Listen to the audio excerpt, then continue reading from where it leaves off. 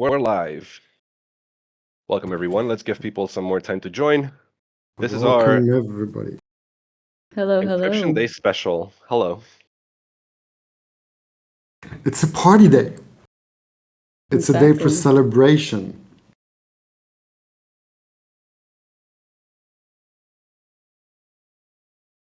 Yay, more people popping in to celebrate encryption with us all. All right. So, welcome, everyone, to our Encryption Day Special. This is a special community call with many, many special guests who just popped up at the last minute. So, today with me, I have Ismail, my usual partner in crime and resident disappointer for these community calls. Say hi, Ismail. Hello, everyone. I also have with me Alexi, the guest for today, who's going to be talking to us about encryption. Hello. And Jaya as well, Nym CSO. Ayo, everyone. And also the other Simon from Nym, a researcher. Hello. So when is going the battle, the duel happen between the two Simons? There could be only one. Very good question. Very good question. We're already planning it, actually. We'll let you know, and maybe even stream like a live stream of it. It's going to be an epic duel. I mean, there's no debate. I have the better email address, so it's done. It's done. Sorry. Yeah, indeed. I've been defeated thoroughly. That's true.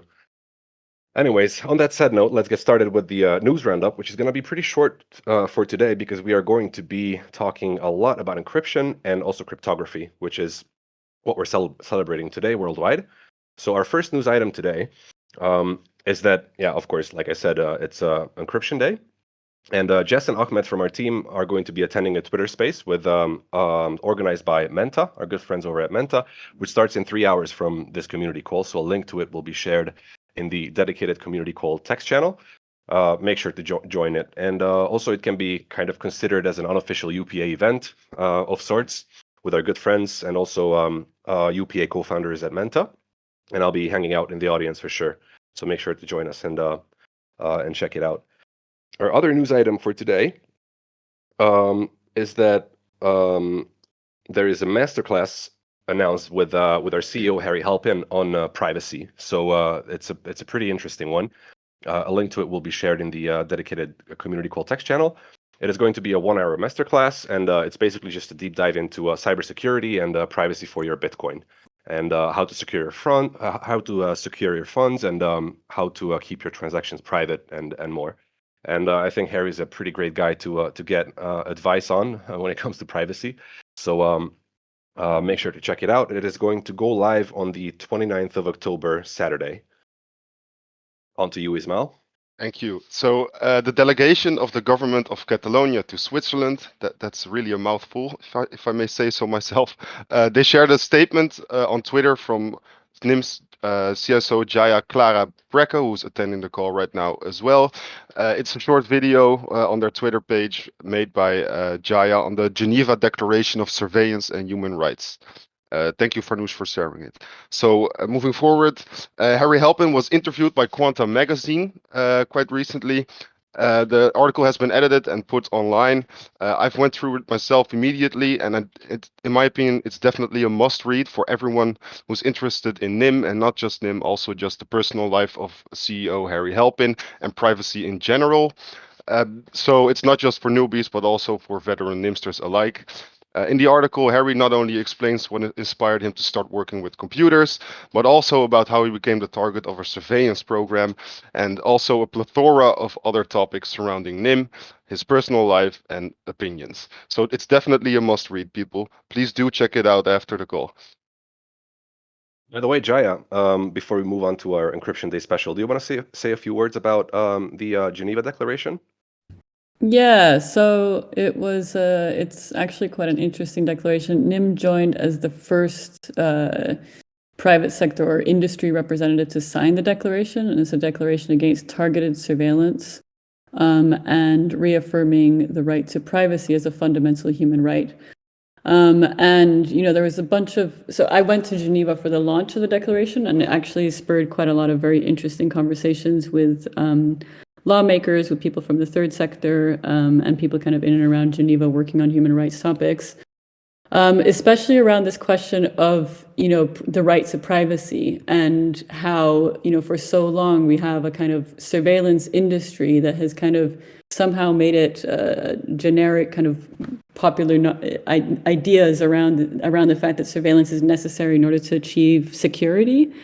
And I think what was fascinating about the conversation there was the fact that this declaration really points out that actually the opposite is true.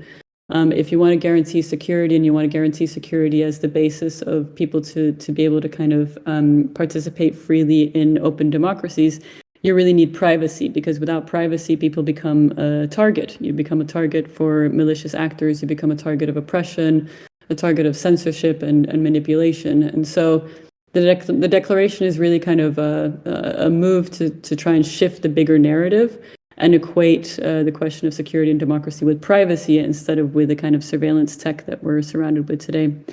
So yeah, it was very good to be in Geneva, and in fact, I went with Alexis, who's also on this call, and we had a very good bunch of meetings there. Yeah, what is interesting also with this is it was initiated by, the Catalonian government was pushing this, and they're in a position where they are a small government, and they have been targeted by another government with what people call govware, which is malware used by governments, right? And so that they were on the receiving end, right? Usually governments are on the giving end, and they were on the receiving end, and that triggered. They also have a huge diaspora now, which is organizing themselves through digital means, and they're building. You can observe from outside of Catalonia, even in Switzerland, there is a lot of Catalonian people. You can observe how they are building this future of Catalonia as a digital community, and it's a community which is very much aware of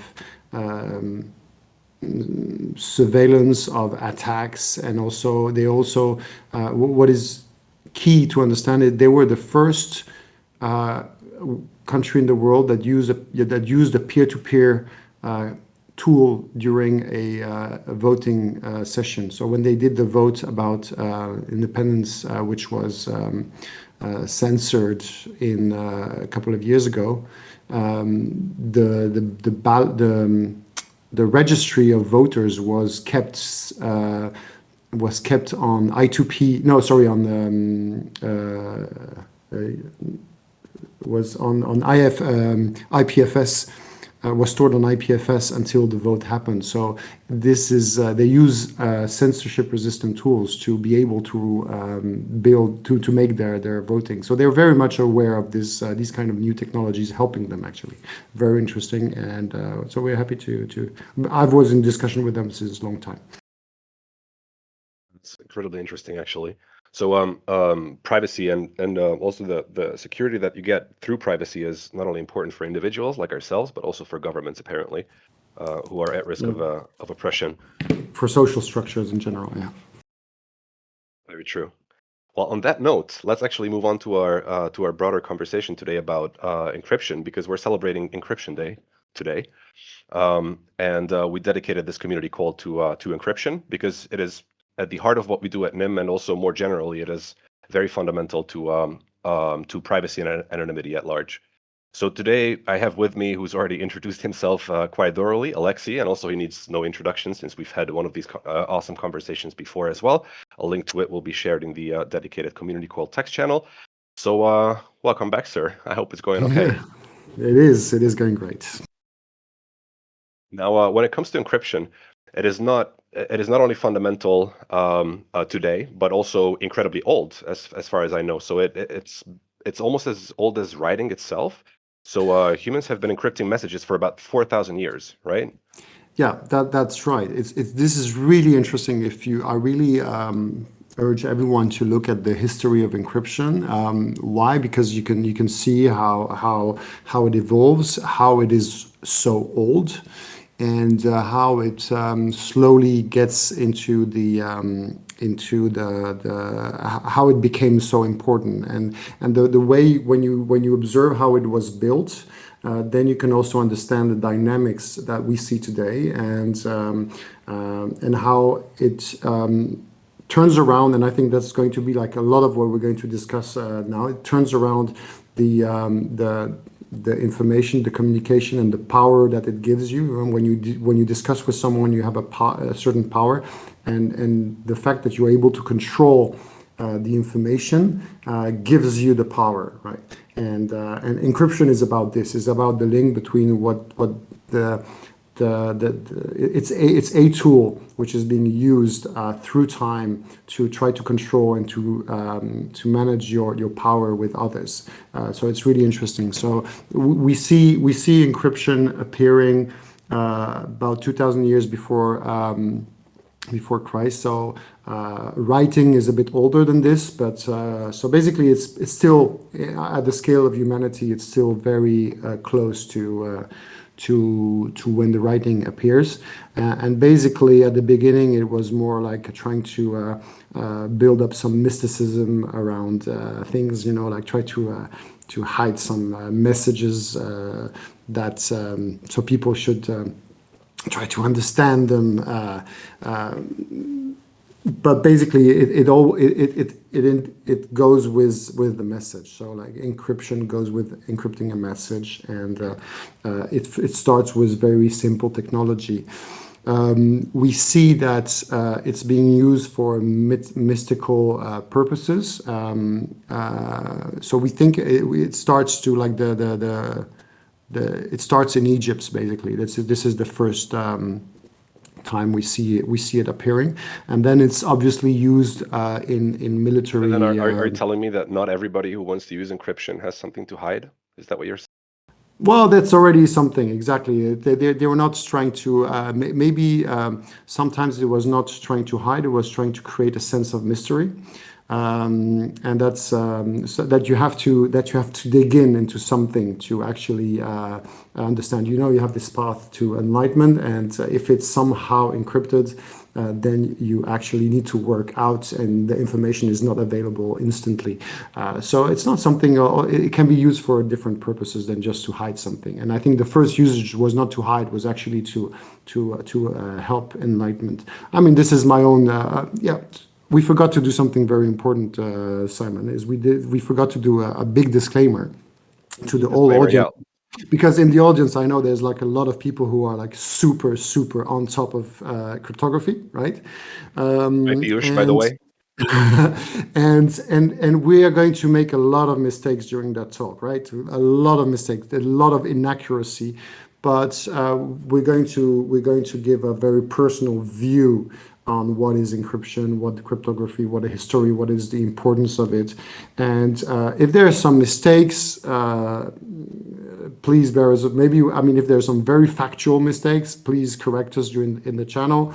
That's fine. But the idea is to actually look at the dynamics, look at the impact, and to analyze this based on today's and to try to see where it goes in the future, right? So that's so please, audience, please, everyone, Nimsters, bear with us in there when we're going to say things which are not exactly true. It's not on purpose, right? Exactly. And also, while we're at disclaimers, as a disclaimer, my previous question was a joke about people needing encryption only if they have something to hide. Just for the record, because you answered it in a very serious way. But actually, no, it was a serious question. I think it's a question which people have today, and it's going through all the stages of history. We see that people who are not using encryption, they or cryptography in general, they blame the other. Oh, you have something to hide, which is not the case. You're using encryption. Encryption is a tool which is used for something else. So when you look at history, so you see some exponential development of cryptography that goes with the tools. I think that the big, and this is something which I discovered basically preparing this. I rediscovered, let's say, is really the first boom of cryptography was during the Islam golden age, right? So the first development of algorithm, and algorithm is an Arabic word, right? Happened during those times, and many of the key techniques that cryptography allows or needed were invented in that time. It was just paper and maybe not pen, but with old writing methods. So it's interesting that it started there. Then it moved into the medieval time. There were some more developments. The medieval time was also a time of lots of secrecy and lots of repression, and people needed more to hide things because the freedom of speech was not available. This is the time where the Bible was produced alternatively. This is the moment where it was the beginning of the Enlightenment period, but it was a moment where there was a lot of repression of free speech.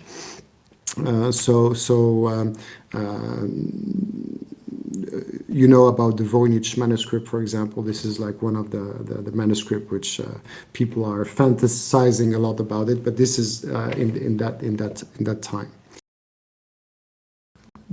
There is a clear link with the military, right? Through all these times, the ones who had the most resources to spend on cryptography were the military, and especially like sending messages around and avoiding because messages were sent by actual people moving from one place to another. Try to run as fast as possible, or on a horse as fast as possible to deliver messages and orders for troops to move, right?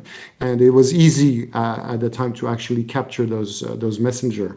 They had to be very light, so they were usually going alone, and they could be captured, and the message was being read. So they were the first one where the message was actually encrypted. And there's like lots of kind of simple techniques, and namely the techniques of rotation, which were invented for them, or a mix also with steganography. Like, for example, a famous one, which is using a slave, sorry for the slave, tattooing on his head a message, and then letting the hair grow, and then sending him to the other side of the country, and then they would shave his head and see the message, right? So there's Very humane. it's very human, yeah, exactly. But during this time, what is interesting, so the first one, it was really the Arabs who were like starting like to research as university, in terms of like researchers in the universities, or not universities at the time, but those places of research. They invented this field of cryptography. And what is really interesting is that instantly they invented the field of cryptanalysis. So you have those two fields that comes together. So cryptography is the science of hiding, and cryptanalysis is the science of like breaking the encryption. And those two sciences, they come together, and we will see that through times when we will talk a bit later about the crypto wars. These are the two elements of this. This is a constant tension between those two sciences, and they come together, and people work from in one and the other, and this is what is creating the dynamic that we have around cryptography today. So from the start, these two science appears, and people are working in both sides. So we fast forward in the 19th century and 20th century, basically, with the advent of machines and mechanical machines, we can start to have like systems which are way more complex than just doing the math by hand. So a lot of these algorithms exist already. The theory exists, but it's getting more and more complicated to compute them by hand and to then use it actually in real life. So with the Actually, it's a good way to look at the history of encryption as a technological arms race, right? So we went from, if I just write something but switch every A to a B and every B to a C, that's also encryption. And what Nym does, with the multi-layer encryption and mixing, that's also encryption. So we've come from basically the first to the latter over the past 2 or 3 millennia. And like you mentioned, there's this arms race between people trying to like maintain the power over their messages that they're trying to send, right, and maintaining control over them, and avoiding people from, or like avoiding others to be able to intercept them, and the technologies that can intercept those messages. So then from the handwritten messages encrypted manually in people's heads, we went to encrypting with mechanical machines, and then encrypting with digital machines, all the way up to the Yeah. current day. So yeah, exactly. What is happening also, which we don't see, it's not described in the history of cryptography, is how many people use cryptography. What is interesting is that really at the beginning is only a few people, because it's very costly. It needs access to science. So it's like the leaders, like the kings, the queens, the leader of the armies, they will use cryptography, or some really enlightened people. And with time, when technology comes and start helping, it becomes accessible to more and more people. First by publishing manuals, but then what is happening with the industrial revolution, you have a change of society, where a more individualistic society, where people can take their own, can create their own company, and there is less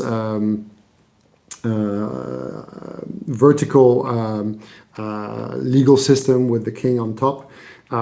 And basically, then you see that because the legal power goes down, the needs for encryption, the need to protect your business secret, you need to protect a certain number of things is increasing. And with the Industrial Revolution, you can see this.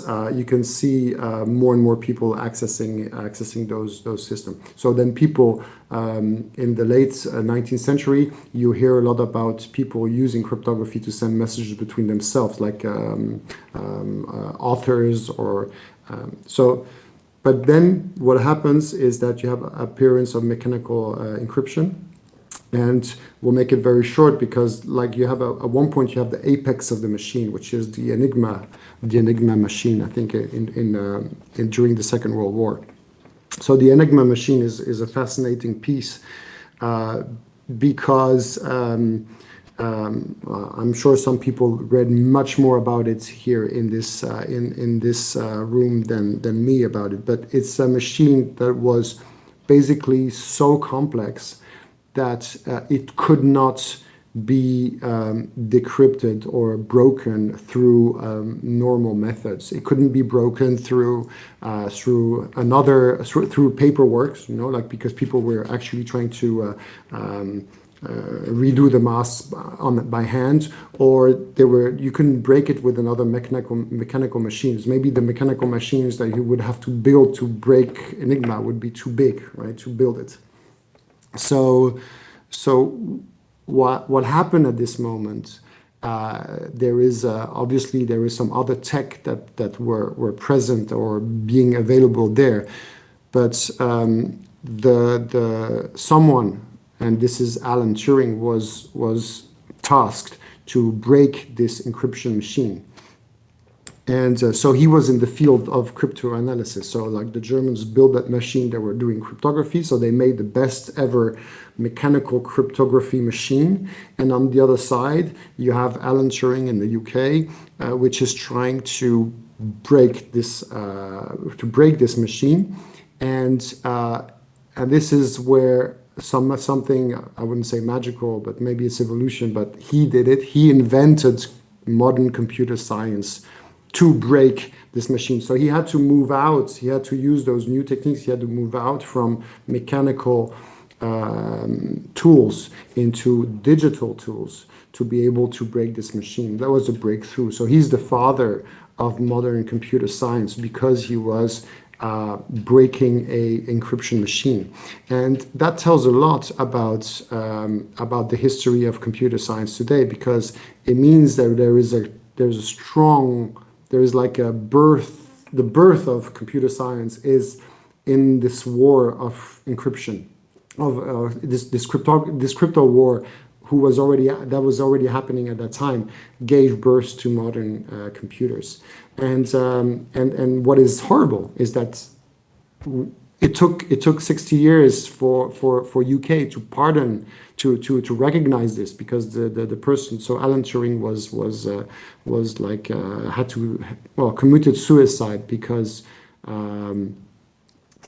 he was like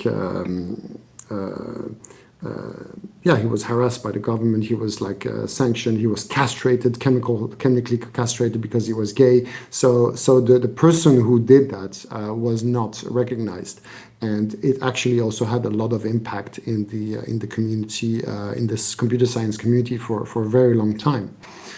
So this moment of birth of today modern computer science is linked to cryptography, and I think that's really a fascinating point for me. So the story of Turing is truly tragic. There's I can't remember the title of the movie, but there's a great movie about the life of Turing, and also his achievements. I recommend everybody watching it. He was not only castrated chemically, but also went through quote unquote conversion therapy, which was also like a chemical one, and they pumped him full of different medications because he was homosexual. It's really, really sad. So then about the role of cryptography over time. Let's talk about that a little bit, because I had a conversation with Alfredo, our cryptographer, and he mentioned that cryptography used to be much less popular, not even that long ago. So as little as a decade ago or so, the general interest in the field was fractions of what it is today. It gained huge popularity. So why is that? Yeah. So Alan Turing was working for the military at that time, right? So really, we were still in the military field. It was the war, and the only usage of cryptography was around military use, especially at large scale communicating with the units. So then when still for the next few years after this moment, it took time for cryptography was being developed mainly for military reasons. And the field of cryptography in the university was a very rather small field and not very much finance. So the only way to people couldn't make really much money out of it. The only application was a military application. And if I recall, even my father, who was working, who when he was in the military in the 60s, he was in Earth observation. It was like the first days of Earth observation at that time. And they were not doing encryption at all, right? So they were like photographing the sky and doing some like really deep research that today we see are used every day, but at that time it was not encrypted. The encryption came a bit later in the 70s and the 80s. So this was all very military. But then, with the advent of the internet, this is where there was a interesting moment. Is that the army, the military was the first market, let's say, if we talk in liberal terms, it was the only market for cryptography at the time. And then and they also invented the internet, so ARPANET. So the U.S. government, the U.S. Army invented ARPANET, and then it was having so much interest that they decided that it was going to be done as a public network. But then they stripped down the encryption parts, so we only have a transparent, non-encrypted part, because the encryption was a military technology. This is the moment where the laws about encryption arise, and during the 70s, 80s, up to the 90s, you had encryption laws, which was really, really strong, which were basically saying around the world, any encryption technology is a military technology and it cannot be exported.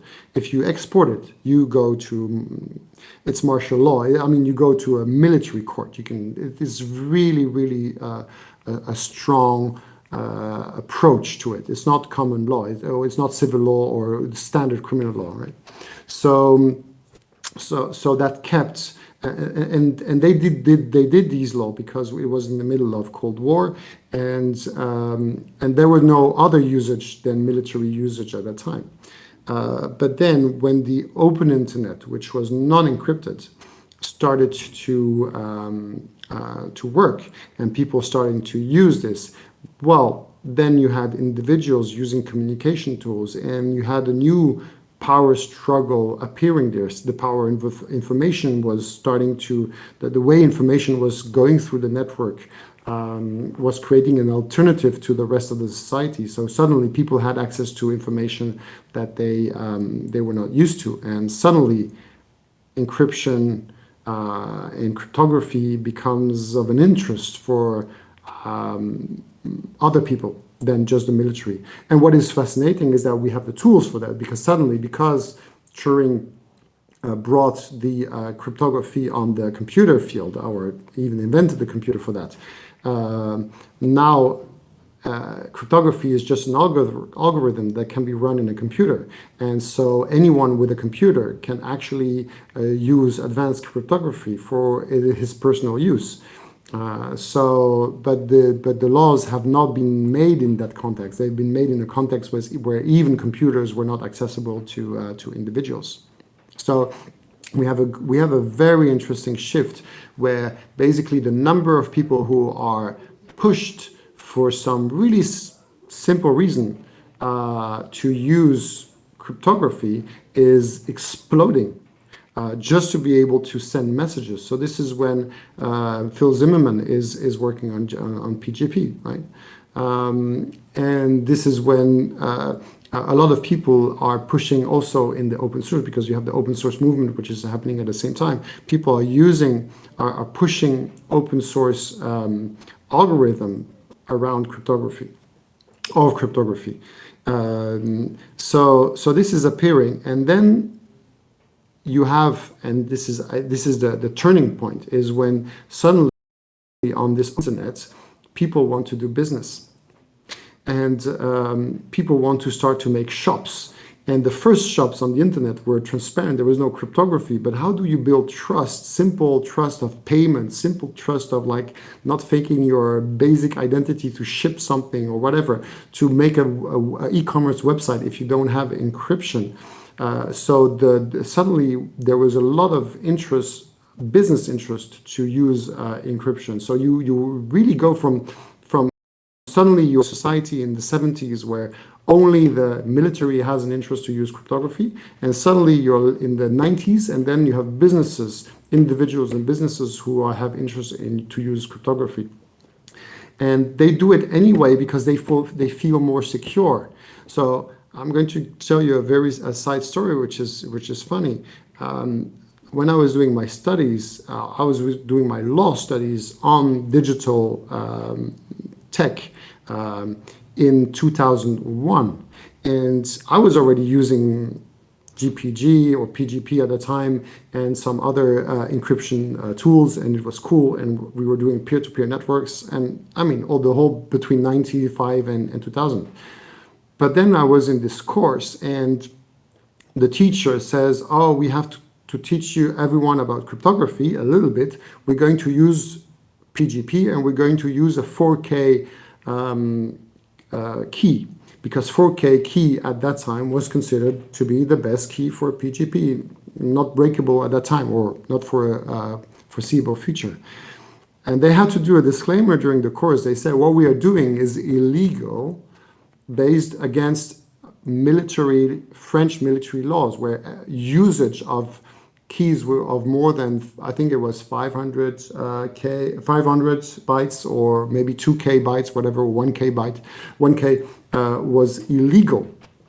And so we were at the end. We were at the moment where the military was actually going to change the law, and this is what happened. So in the 2000s, the military abandoned their control on cryptography. There was a fight. It was not something. There was the crypto wars in between that happened. But basically, at the end, the military abandoned. The law were changed, and e-commerce and just the advent of TLS and SSL exploded then. And today we see that this cryptography is like ubiquitous. You don't make a website without HTTPS, right? Not only that, but it so- would so- it would also be completely unimaginable to have the internet as it is today and the things that we do on it at such a large scale, so many people. You know, it's unimaginable to do that without encryption. Yeah, exactly. But what is interesting is that at one point the military had to let go because they understood, in general, right? It's really a general thing. They had to let go. There was a lot of pressure. It was not they didn't let go by being nice. But I think at the end now it is serving them, because what is interesting is that now you have a new fight, which is happening, is that the military is actually one of the users of encryption, and they need good encryption to protect themselves and to protect the infrastructure of the country, because this is their mandate. And now they have an enemy within their own state, which is the police, which the police is trying to break the encryption, trying to break the encryption. So we have this interesting fight which is happening between police and military. And military actually somehow is more on our side than the police is. It's pretty interesting how this happens.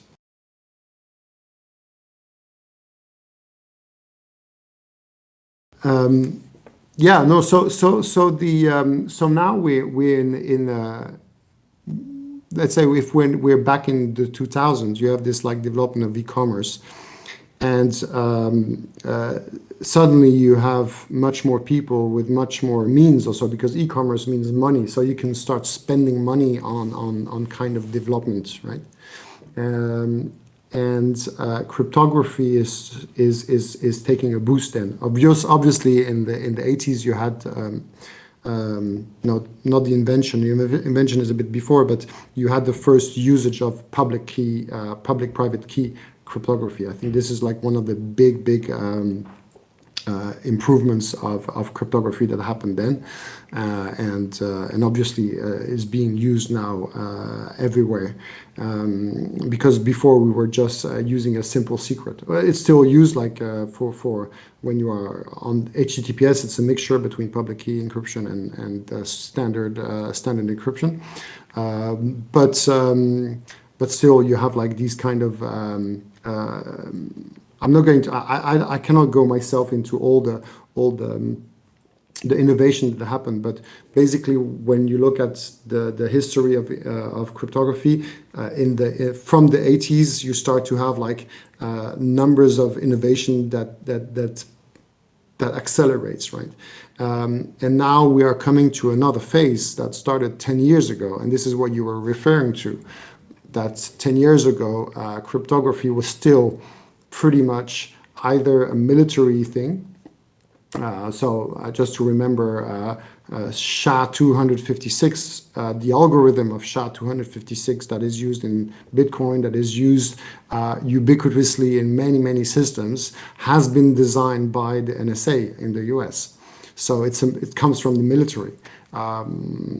That's why some people say sometimes that Bitcoin is a construct. One of the conspiracy theories is that Bitcoin is a construct of the NSA because of the SHA-256. Maybe they have a backdoor. Who knows, right?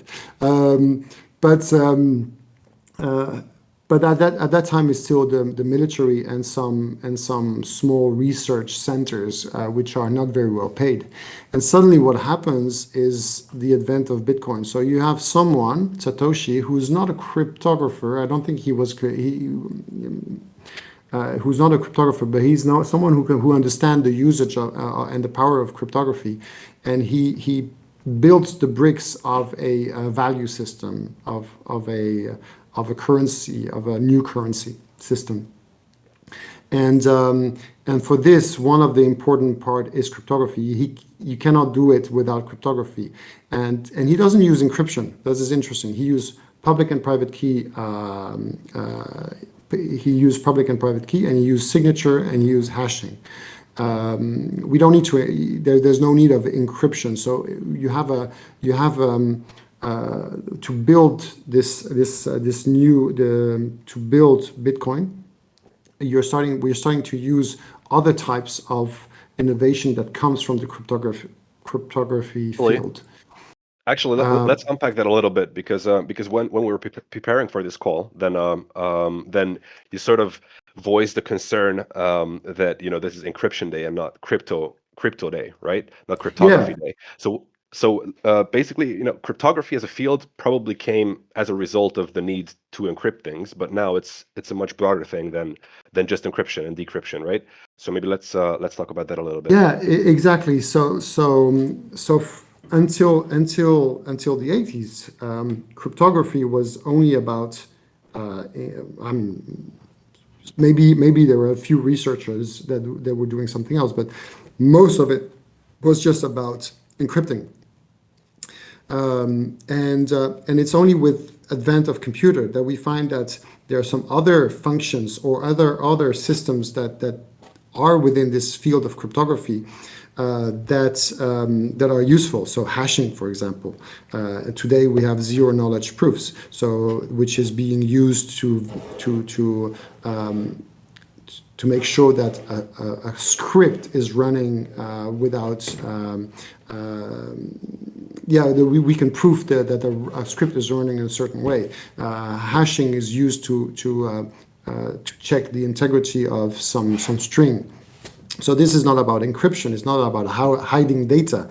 Is about other things, but it's still in the field of cryptography. It uses some of the same components and the same logic.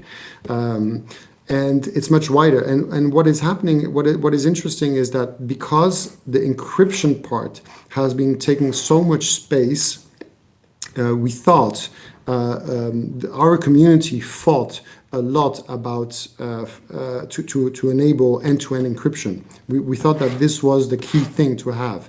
And actually, it's the first step. It's a critical step, but it's only one step. And so we kind of this is why we were preparing for this call. I say, actually, maybe the title of this day is a bit a mistake. Encryption Day, it's a bit limitative, right? Because we don't want only encryption. We want the encryption itself is not enough to secure my private life. I need more. I need also to have other things. I need to have zero knowledge proof. I need to manage my keys. There's other texts from the cryptography field that are needed to secure my digital life.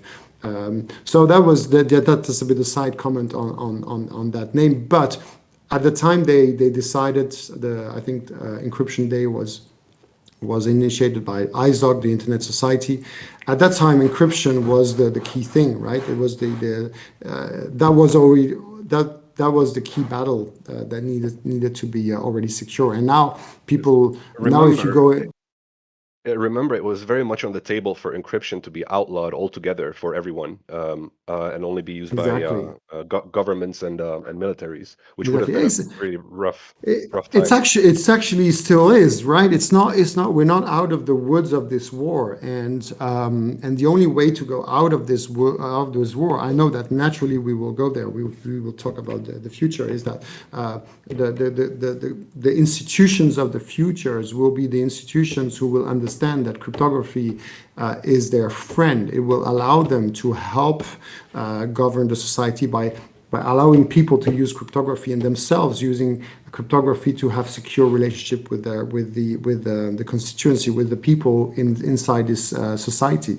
So that's why the Catalonian event was interesting, because Catalonian they I don't know how much they're aware of it, right? But they feel that their relationship with cryptography should be a bit different than what traditional states are doing. So we will see this evolve.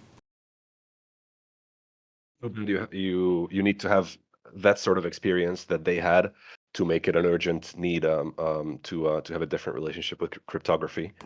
Definitely, you are always moving into zones that you don't master because you're pushed there in critical moments. I mean, this we see this in the cryptocurrency industry happening really everywhere now, where people are forced into situation, and actually cryptocurrency is helping them, and they wouldn't have used it by themselves, and then suddenly they use it. So what is happening now with the advent of Bitcoin, then you have another phenomenon that happens, is that suddenly it took a couple of years throughout Bitcoin, but it went really very fast, and is that the research centers that were working on cryptography suddenly got a lot of attention, much more attention. And the cryptocurrency industry as a whole was making the relationship between the work of the cryptographer and the value which it brings for the society much more direct. And suddenly you have a fundamental change, is that the cryptographer has another option. He can work for a cryptocurrency project. And the cryptocurrency project is actually a paying project. So rather than the university or the military, which don't pay very well the cryptographer, maybe some of them were working for like big IBM and things like this, but still they didn't have, it was not top tier salaries also at that time. But suddenly there is a whole field, a new industrial field that appears, which is actually paying off for cryptographers, and even the cryptographers can be in the leading seats, right? They're the new stars, and they're the one who can actually generate directly value. And that's the thing which changed completely. And you can see this because now the boom in innovation is just fantastic in the cryptography field, and also cryptoanalysis, both of them, right? They come together, and we'll still have to talk about that. I'm just looking at our friends. Friends. We know a lot of people from the team of Definity, for example. Definity, the project could be interesting or not, depending whatever you think about it. But the team they took some like very high value cryptographer, and they allowed them to do research. And now you have a lot of papers coming out. They're actually much more prolific now that they were before. So this is really interesting. And Nym also, by having Alfredo and engaging in other people, we're engaging with Daniel Bernstein, which decided to stay in the university, but he's helping out Nym to work on some core cryptography improvements for Nym. So this is a change. This is really a change that is fundamental and is going to change the landscape in the future of how cryptography is going to be developed. It's definitely not anymore a military field, and and why is that? Well, it's simple. Bitcoin is a value system. All our crypto economy, our tokenization system, all the chains that we are building are basically systems to represent value, and we need to protect this value. And encryption and cryptography, more than just encryption actually. Cryptography is the tool that allows us as an individual to keep control on our value. So now everyone in the world has in his pockets a tool which is so powerful, and it's based on cryptography. So it's becoming ubiquitous, and so people who are building this and people who master this are going to be the new master of the world, right? And hopefully we are spreading these tools to everyone. So there is like this spread of power among all the individuals, and that the institution cannot take away from us. Yeah, because cryptography in general brings about things that are all about trust and also control. And so if you look at Bitcoin, I think it's those are two very important attributes of it. The thing that we usually just call trustlessness, but it's actually just a form of trust, right? You can trust the hashing, that it doesn't make any mistakes, and nobody can forfeit it, right? And when you trickle that down and consider that that now there's an actual field of people, many more people than there used to be, who are building technology which have the fundamental attributes of trust and control. That's a really powerful thing. So I can't actually wait for the future. Yeah. So we one thing we need to mention also is this, before going into the future and how it will look like, or some of the dynamics that we will see appearing. So I told at the beginning that history, from the start of the history of cryptography, you have those two fields, cryptography and cryptanalysis. They come together. One is making cryptography, and one is trying to destroy it somehow. Basically, what is interesting is that they have to come together, and it's a constant. In order to have secure cryptography, or to have the best cryptography that you're using now, you need to have this constant fight. And so these wars that happened, is something which is pushing everyone that needs cryptography, is pushed by the ones who try to break cryptography to always make it better. And I think this is represented also in Bitcoin for people who understand a bit how Bitcoin is working. We have a system which is intrinsically built in a way that it can move on in this war, in this combat between creation of cryptography and destroying of cryptography, because the system can evolve, right? We can change elements, and we have those transaction outputs that we can reuse, and we can move them into another system. So this is exactly what happened at the really beginning of Bitcoin. There was the Bitcoin addresses were not protected against quantum computing. They were not there was one moment where they were not hashed. So we were able to evolve and hash them.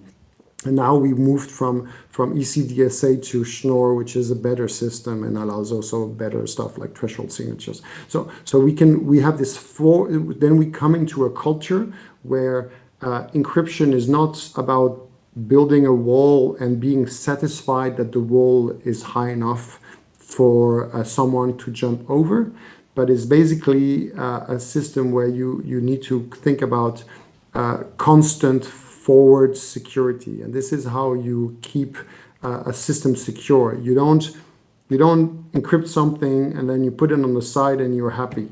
That's a lot of people think that's the way you secure things. But in reality, a good approach of security with cryptography is that you have to be constantly on the lookout of the new tech, of what is the best, what is the most resisting, non-resisting tech, and you have to move and turn your keys and move on and have systems which allow future protection. Which, for example, PGP in the 80s doesn't have. PGP, you always use the same key.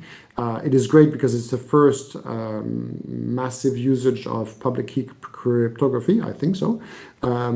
But you have a problem. If you lose your key, then someone can read all your message through history, right?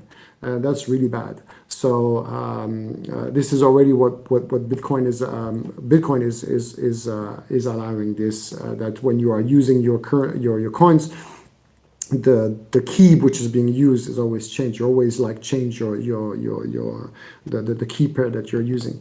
And there's a lot of example, and also even in Nym we're going to work on forward security, which is an important part.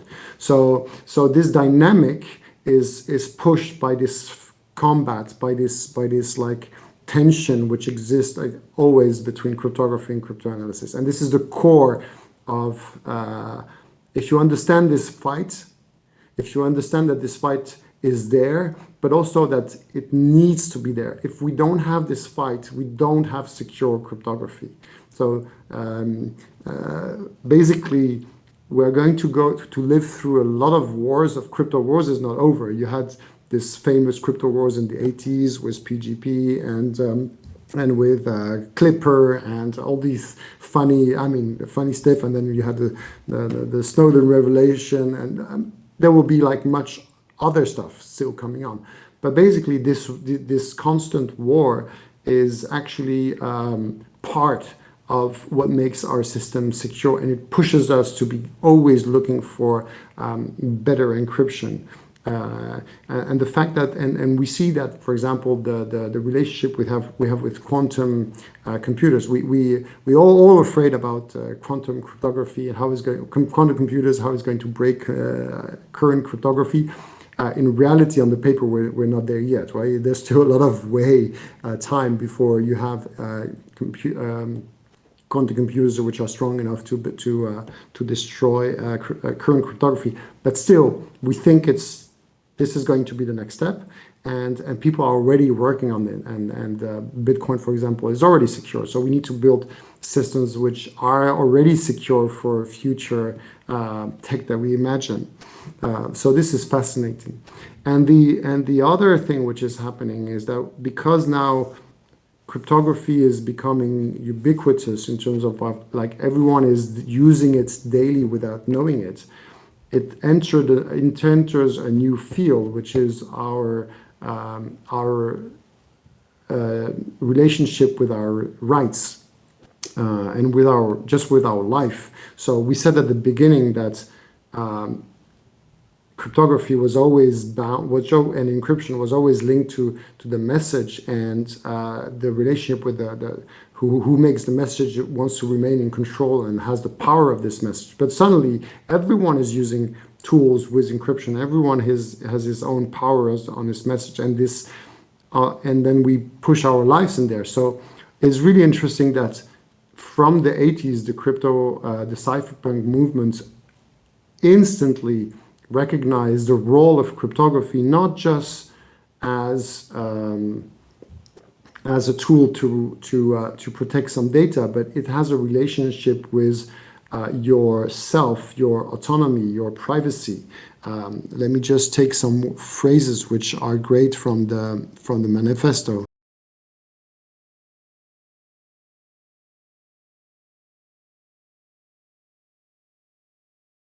Are you looking for the phrases? Yeah, I'm looking for the phrases. Okay. I'm looking for the phrases. So sorry for the small I say small pause.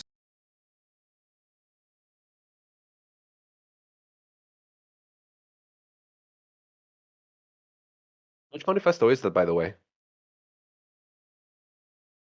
Well, you can take either the cypherpunk or the crypto anarchist manifesto. They both use, so there's a few phrases. We're not going to go through all of them, but there are few ones. But like this one is very simple.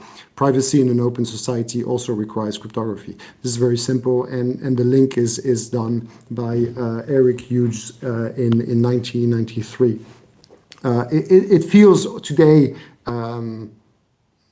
like of course it does, right? From a 2022 perspective, and in a community like ours, when I tell you privacy in an open society also requires cryptography, you're like, yeah, all our system that we are using today has cryptography, right?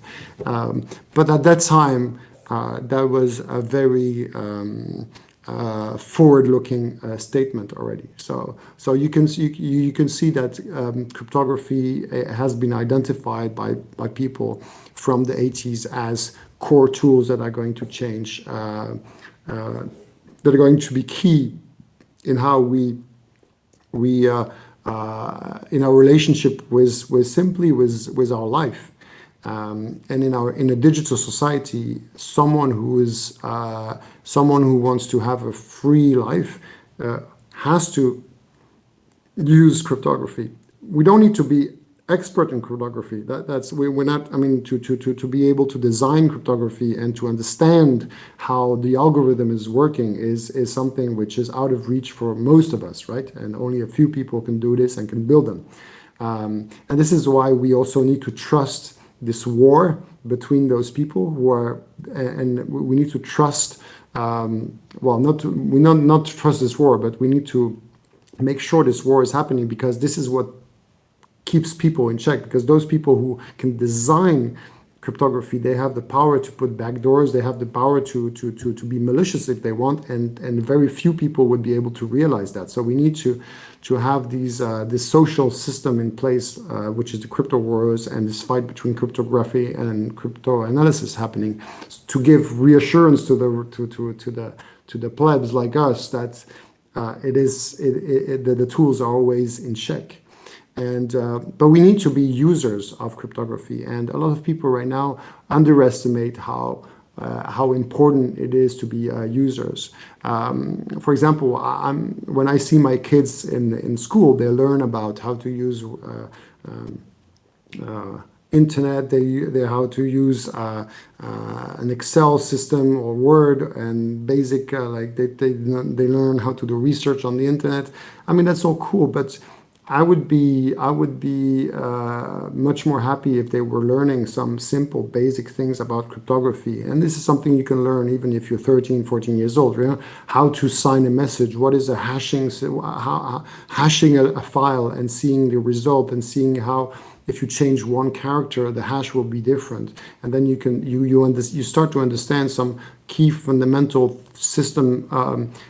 fundamental things about what cryptography is. Lose your key. What happens when you lose your key?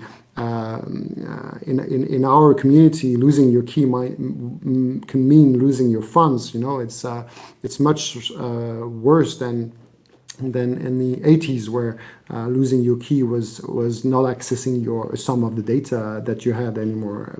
And now it's a different type of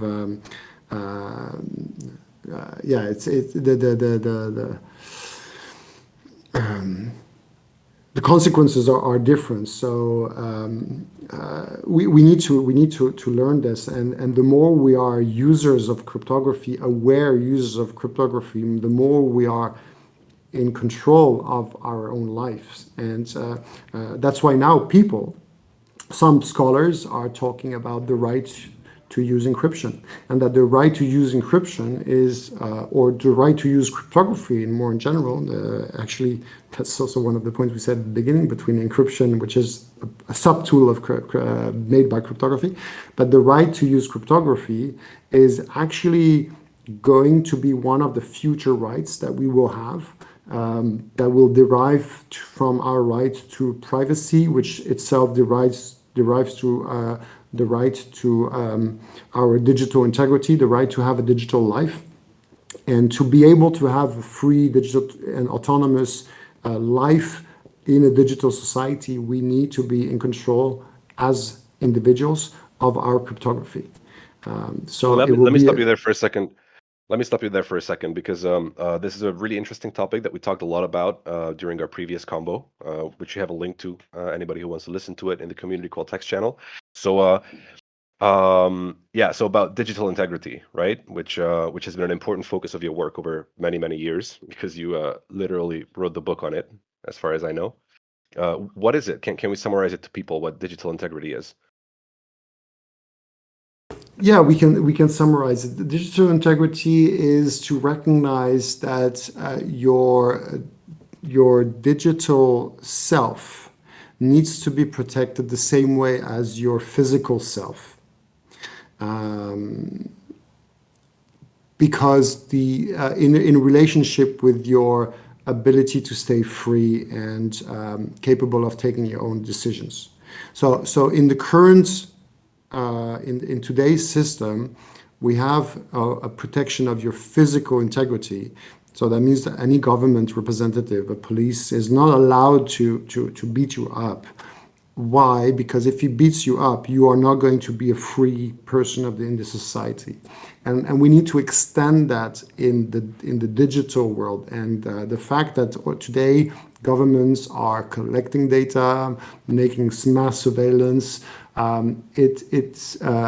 manipulating data, they are actually messing up with your digital self in a way that you are less free, because once you see information in front of you which has been generated by people who know more about yourself than yourself, then you are not the one in control of what decision you're taking. You're being manipulated, and the fact that you are so the right of digital integrity is about this. Is about saying to institution, to the society, we need to build up systems, a society which respects our individualities in a way that we keep control on our autonomy and the way we make decisions.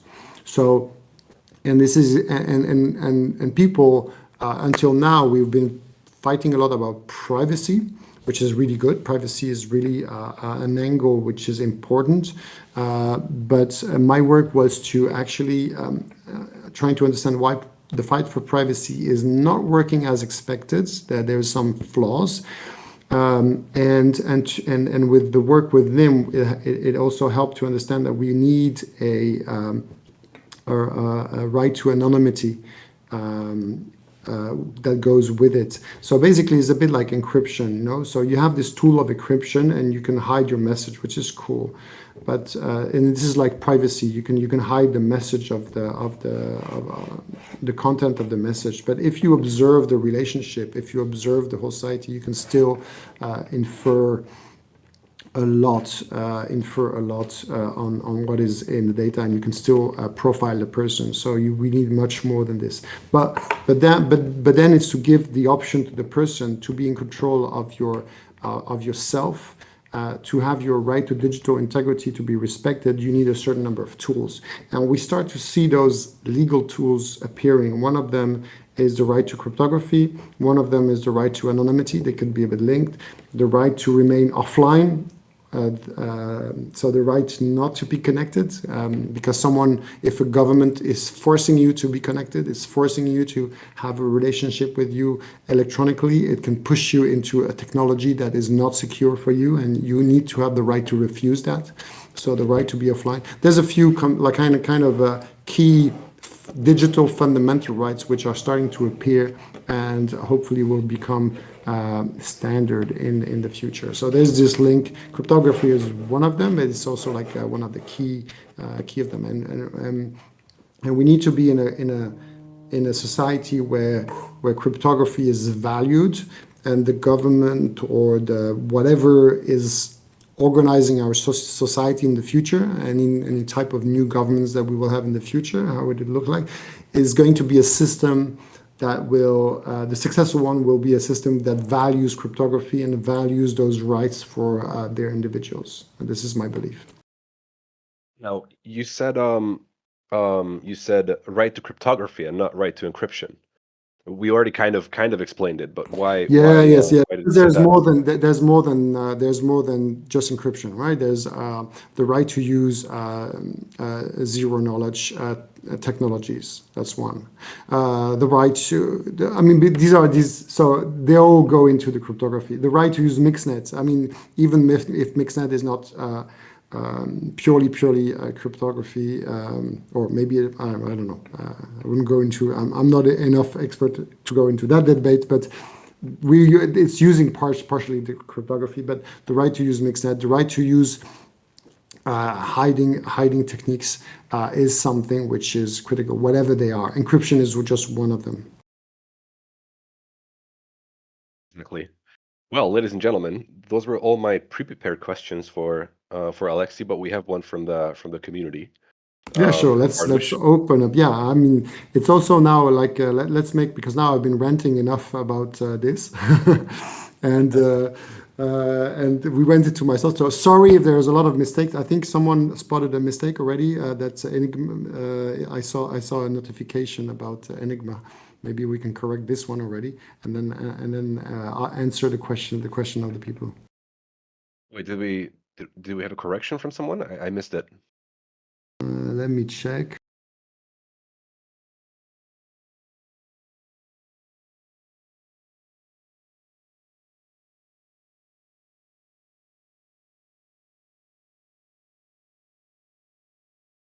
I think we didn't.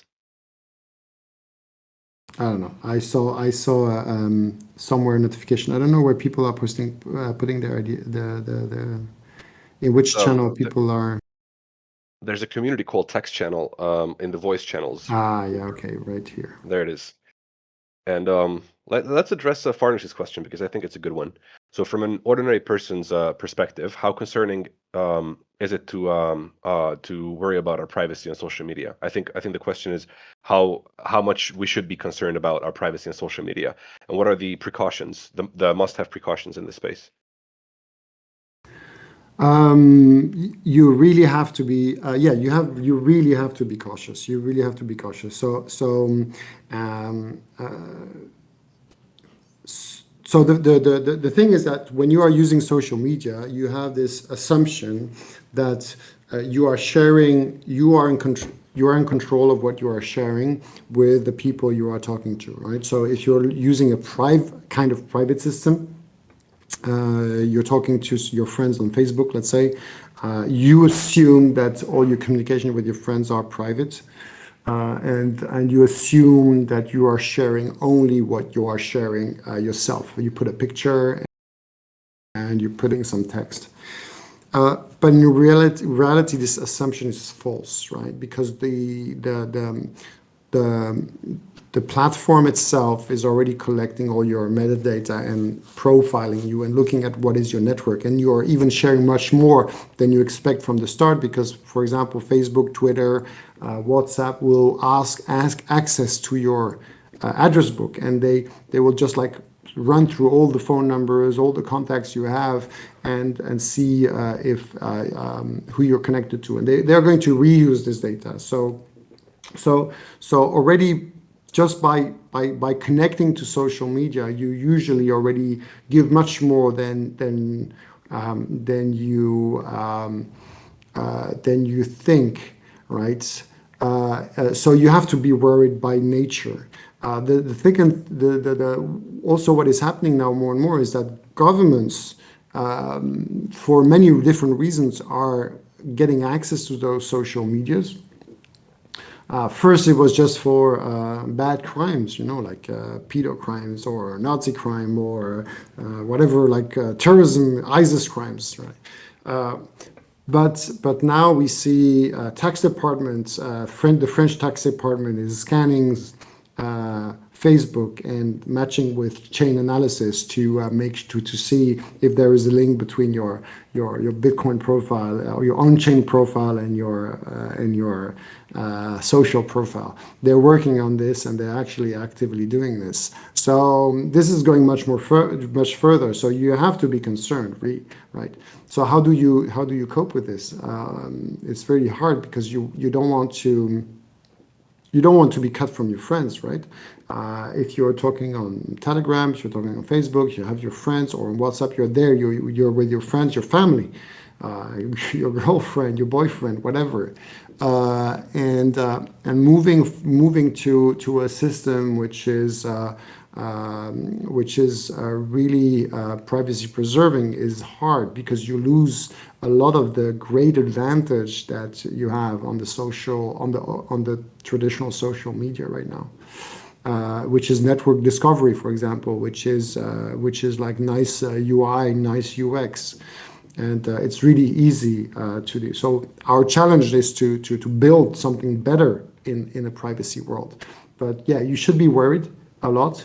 But it's true, it's hard, because people who want to really protect themselves, they risk to be isolated, and you don't want to be isolated. So you need to find this balance, and hopefully we'll find it. Just a quick addition to that answer, which is pretty comprehensive. Even before considering all the very robust revolving doors that are being built between government surveillance and private corporate surveillance, social media is one of the primary, like the main and biggest machines of surveillance of our time. So most of the mass surveillance tech that we have right now in the world was built and developed by the ad industry and social media in sort of service of the ad industry. So just a quick answer to your question, like how worried that you should be. Um, it is said that Facebook knows that you're gay before you ever come out, even to yourself. So that's how much they know everything about you, and that's kind of a concern. So a paradigm shift will need to happen when it comes to this to avoid this situation. How do you feel about that, Alexi? No, absolutely, absolutely. It's the and there's some other examples. By looking your financial, a bank can actually like define if you're when by looking at your financial history or your they can define with quite certainty the moment you're going to die, for example, because you have a change of pattern when you're old and sick, and you know that you're going to die or whatever, or even if you're maybe not as an accident, but if you're somehow sick, you have a change of pattern that they can detect. If you're looking at your consuming habits, there was also a story about a woman that was discovered pregnant by the company before by looking at Amazon, her profile. actually.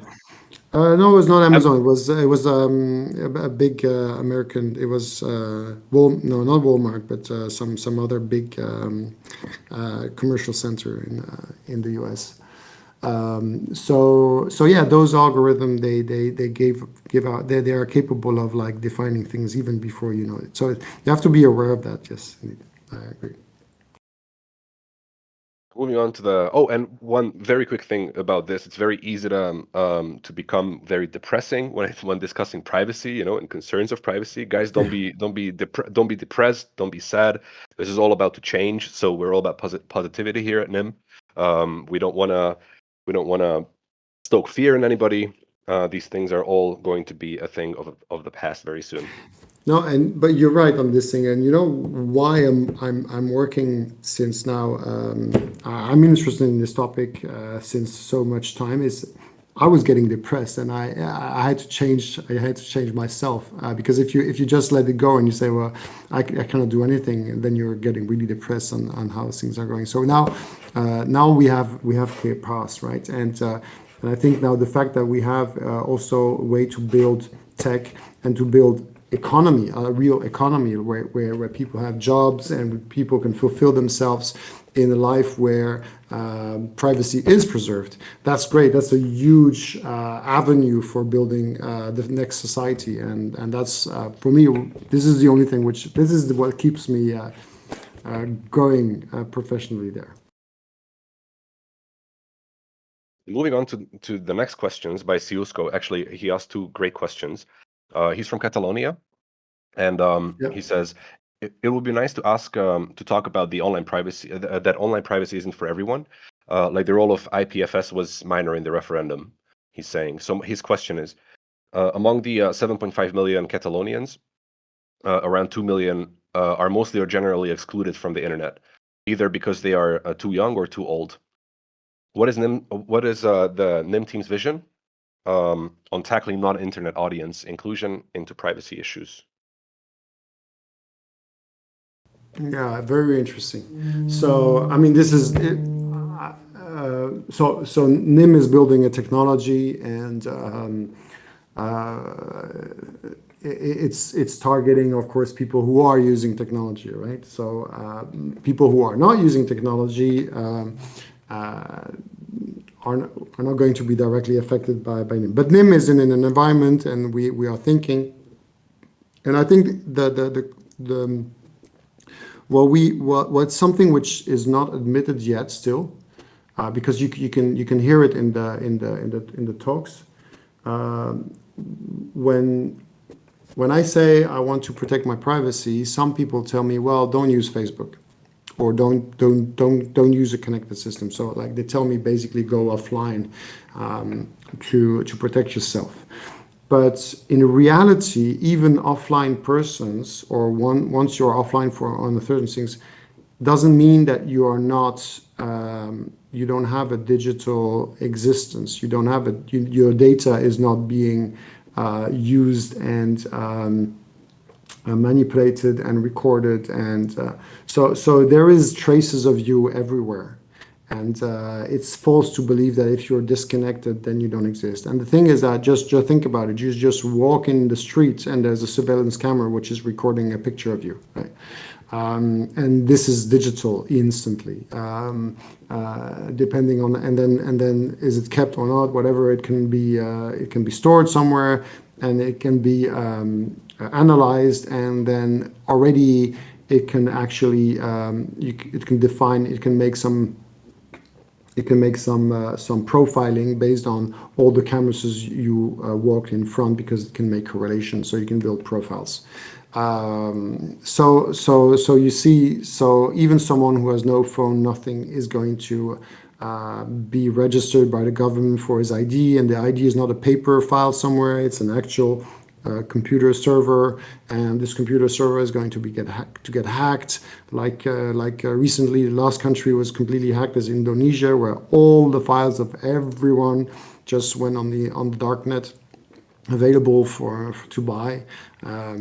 So even people who are not connected in Indonesia were victims. So now what our community and what Nym and our community helps is to build tools that will give the option to future institutions and to companies and corporations and individuals to actually not collect the data that they don't need, but still reach do the service, or do the thing, right? And we don't need to collect a lot of data. So it's this mindset of saying, well, let's find every time a way. Let's just use exactly the data that we need to provide for the service. And actually, sometimes we see that we don't need the data, but we need a proof of the data instead of the data itself.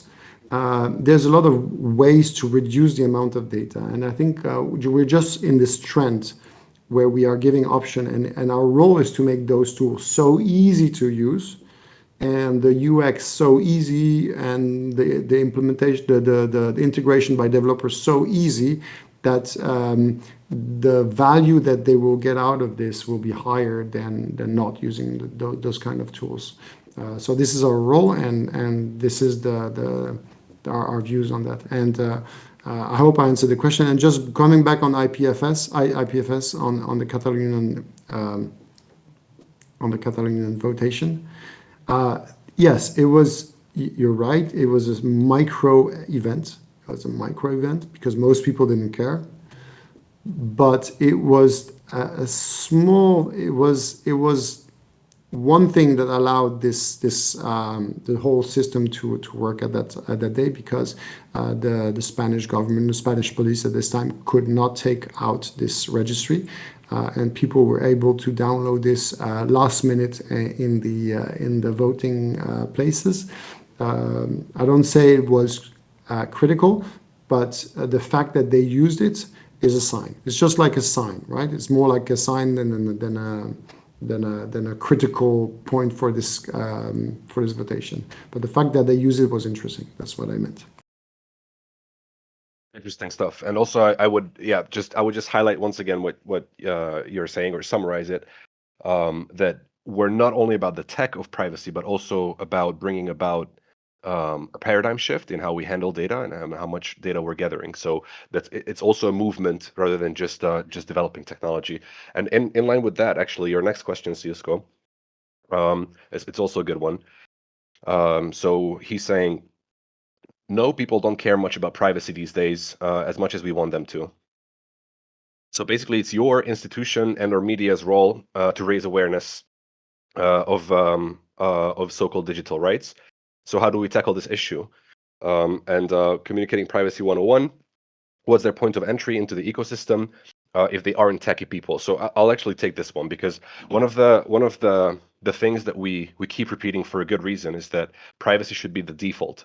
So, if I don't need to know, and I would assume that a lot of people, many people, probably way over half of the population of the earth, don't know that leaded gasoline as poison, and it drops the average IQ by up to two digits, but it still was banned. And I can trust the system that there's no leaded gasoline in cars poisoning me and my children and my family, right?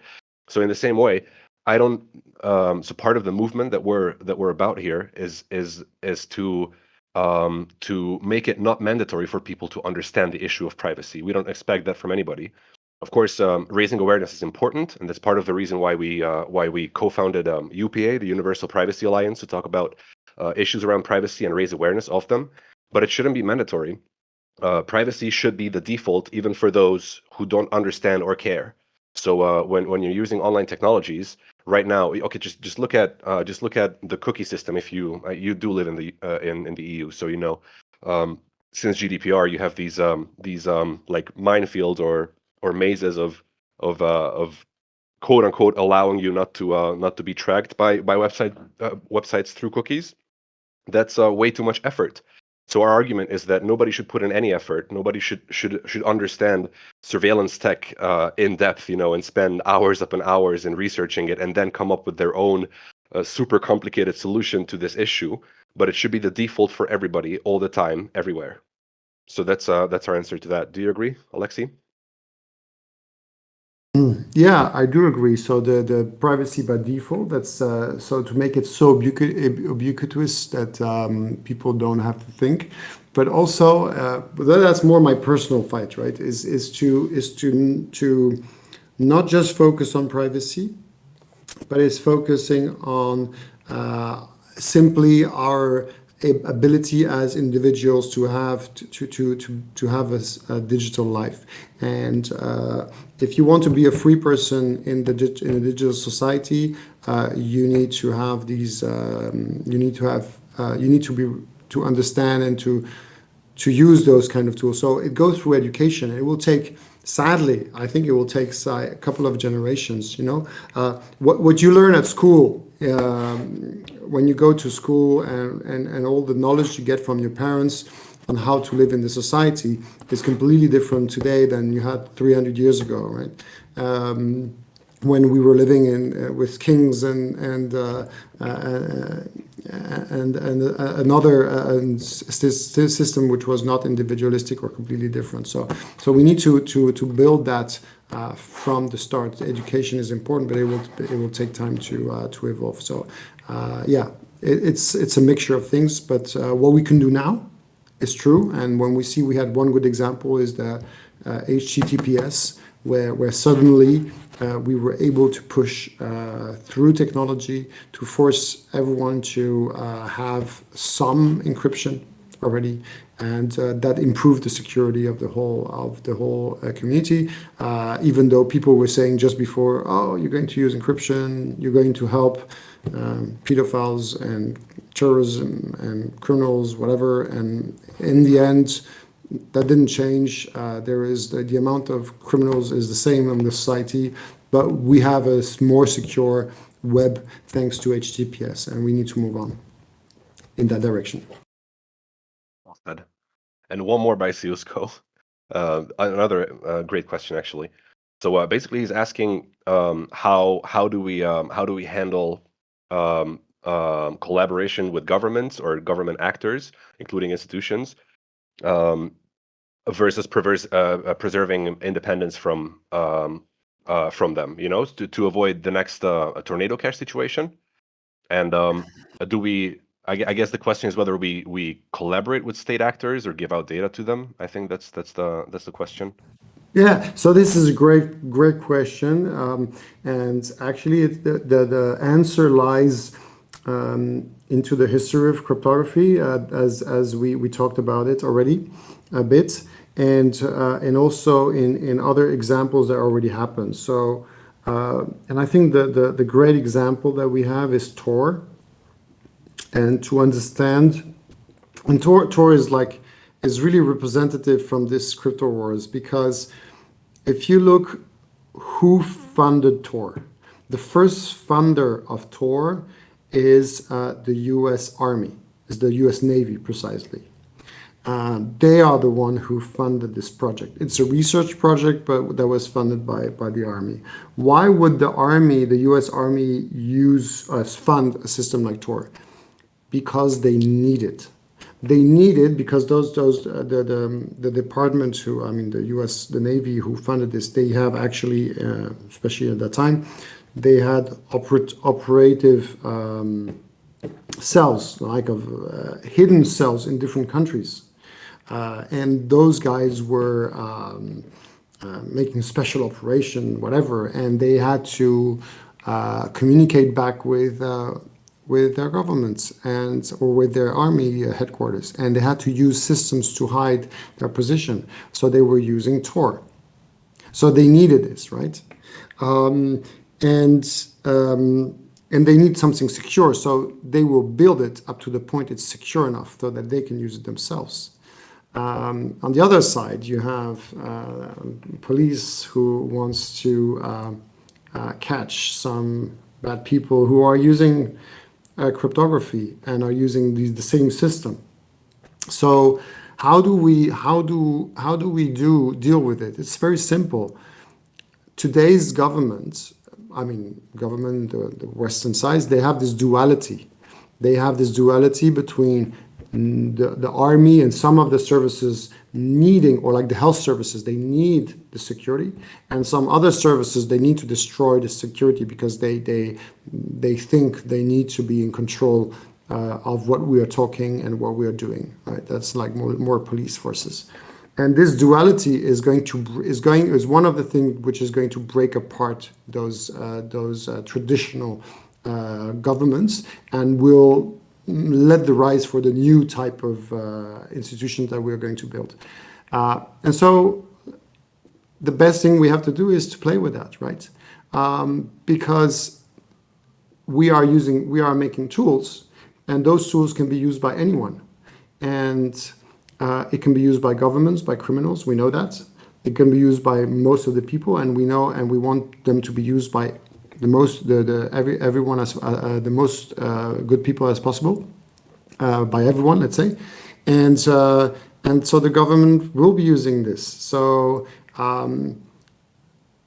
basically, how do we deal with it? Just we give them a tool that some part of them need, some part of them fear, and that's great because they're going to fight over this, and they're going to push. They will have to decide either they don't want to see this, but they're already lost because now everyone is using cryptography. So a government cannot say we're going to forbid cryptography. That doesn't make sense anymore.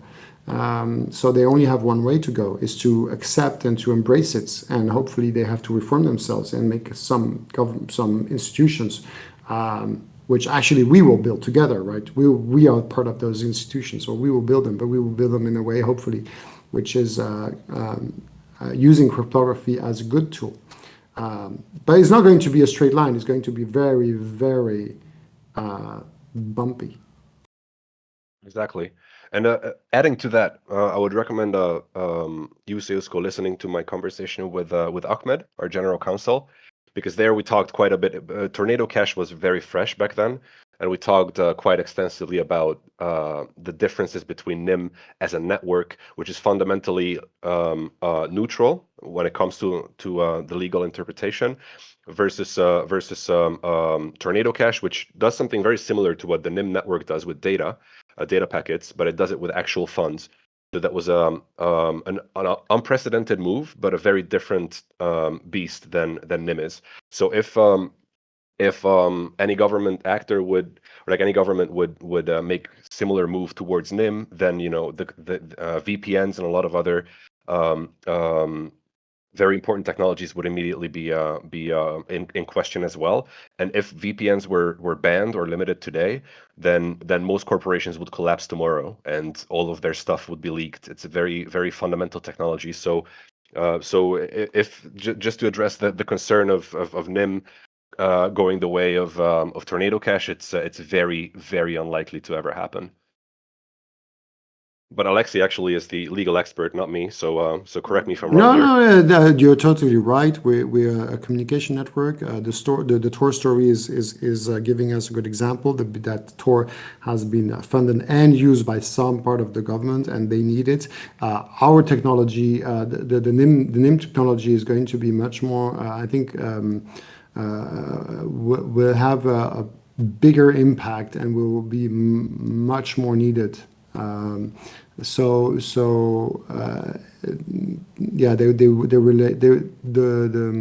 the digital society will have to rely on tools like Nym. I hope it's going to be Nym, of course, but there will be something there will be a mixed net that is going to allow the society to function in the future, whatever this mixed net is.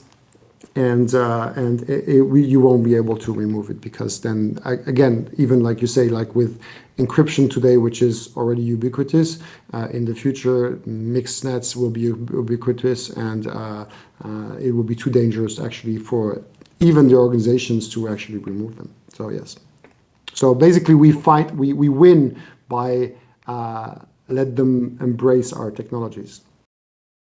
They already have. I mean, Nym is funded by the EU Commission. So the two research projects that ended up becoming Nym in our two core technologies, which is a mixednet and coconut credentials, so zero knowledge proof a crypto system, were both funded by the EU Commission. Absolutely. So there is a need. There is a need for our tech for sure, and it fixes a very real, huge gaping hole in the internet as an infrastructure, which is that you can't stay truly private on it, even if you do use VPNs and other encryption services like that. Now, the last question from Siusko, but because after that I will have to go. Yeah, But, well, then we'll close down after, and then we'll have a small message for everyone. But yeah, please go for the last question. All right. So the last question is, as a Ukrainian, I'm interested in all the hottest use cases that are applicable to the Ukrainian fight against Russia, except the ones that you used in Kiev, the Tech Summit. Kind of interested in the defensive usage of privacy here. Yeah, it's I think that what we saw. I mean, right now we don't. There is not enough. How do you say? I don't think the Ukrainian conflict is giving a lot of place to encryption, because the encryption is already there and the tech is already being used. We see some things like there is a massive use of leaks of personal data happening on both sides. I'm thinking of like all the roster of the Russian army that has been leaked by the Ukrainians. I mean, these kind of stuff. But in terms of cryptography itself, I think there's no I don't think there's a big fight on cryptography, but there's big fights on other places. There's a big acceleration on cryptocurrency side, which happens mostly with stable coins. On the economical side, there is acceleration with social media, how it is used in the society. People still do. There is a big shift. I mean, Signal has been booming in Ukraine with a concern about security because you have this weird thing that Telegram is the most used system both in one of the most used system both in Ukraine and in Russia, but it's managed by a Russian guy in Dubai who's not friend anymore with the Russian government. But I don't think he took position in the war. But it's kind of weird situation where people still kind of like use and trust Telegram, but they still have doubts. So like for the really serious things, they will use Signal. But it's more like a usability thing. It's not anymore. We don't see core fights around algorithm and type of cryptography or these kind of things. We're more at the level of like people using stuff, which is really interesting. Yeah. So that's my answer. There is that the core cryptography wars is not a key player in from what I could see, right? From what I can see, and the only thing which I'm thinking of, like, is the move. A lot of people moving to Signal, and a lot of people using cryptocurrencies to avoid certain things in Ukraine and Russia. I have nothing to add there. Yeah. Yeah. Once we were preparing the talk, we had this thought about, and maybe this is what we're going to use as a final thought to explain to people, to make you understand that just by being there, we're part of the solution, and we're not just spectators. So what is interesting with how cryptography has evolved with time is that it's actually cryptography is used by the people who are using the system of communication. So as soon as writing appeared, people who were writing, they're starting to think how to hide messages and how to develop encryption and then cryptography. And now we're in a stage of human civilization where every individual, or almost every individual, there's still a lot of inclusion work to be done, but let's say a big majority of the people have access to extremely advanced communication tools to talk to around the world, and basically. Just by the fact that you are using cryptography, you are part of this general effort, to move into a world where privacy is respected and our individual freedom is respected in the digital society, just by using it, because they cannot, the current structures, they cannot go against everyone, and they are using cryptography also now themselves. So we are all, if I'm the only one using cryptography to do something,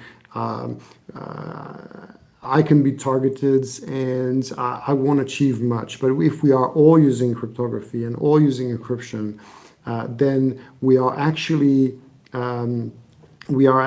gaining in this. And this is like one of the phrases that we use at Nym is privacy needs company.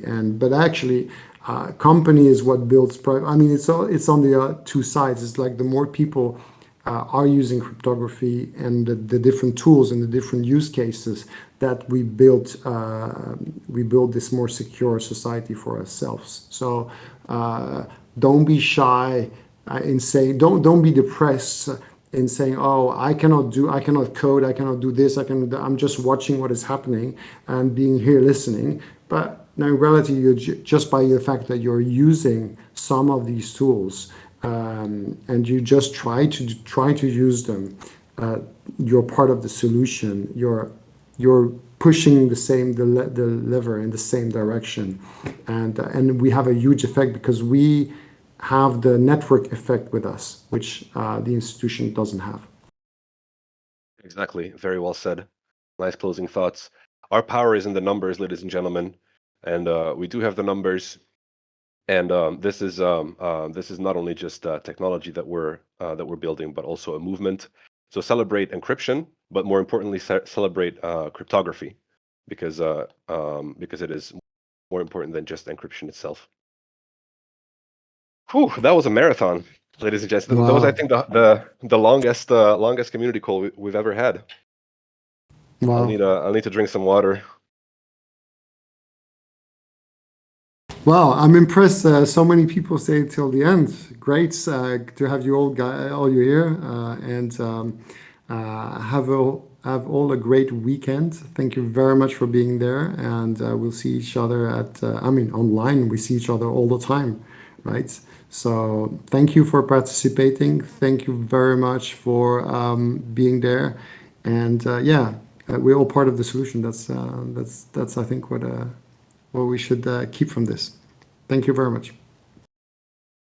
Thanks for joining, Alexi. And now come my usual closing thoughts or closing message, which is that the call has been recorded. Huge thanks, everybody, for joining this week. And I hope to see you next week at the same time. I hope everybody will have a magnificent weekend. And now I'm going to hand over to Ismail, who will explain to you how you can claim your POAP, the proof of attendance for this community call. Have a great Thank you. weekend, everybody. Thank you so much for participating today, everyone. Really, it was a great call. It has been the longest one yet, I believe. It's been about 1 hour and 46 minutes. So it was an amazing call. So in order to claim your POAP, please head on over to the Claim Attendance NFT channel listed just below the community call text channel in the voice channel category section. I've sent a message there with a short, quick tutorial and a link where you can claim your POAP. So please check it out. If you have any issues with any of these